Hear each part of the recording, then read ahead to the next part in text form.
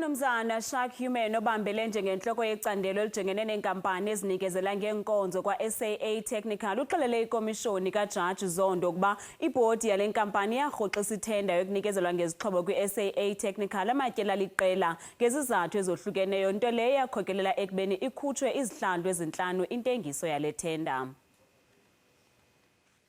Umnumzana Human obambele njengentloko yecandelo elijongene neenkampani ezinikezela ngeenkonzo kwaSAA Technical uthi yakhutshwa izihlandlo ezintlanu intengiso yethenda yokuvelisa izixhobo zakwaSAA Technical. Uthe ibhodi yagqiba kolokuba irhoxiswe le tenda ngelithi kufuneka inikwe inkampani enye ukuze kucuthwe iindleko zale tenda.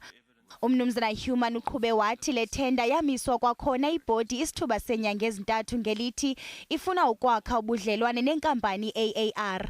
It was advertised, bids were received, the committee were busy evaluating the results, and midway this evaluation the board requested the SAAT cross-functional sourcing team to put it on hold for 3 months while the possibilities of engaging on a memorandum of understanding with AAR are investigated.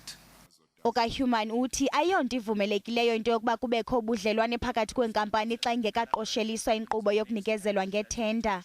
It is commonly viewed in public sector procurement that when a tender process is running, that interaction with suppliers are prohibited.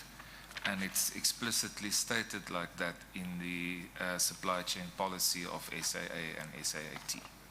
Le komishoni saqhuba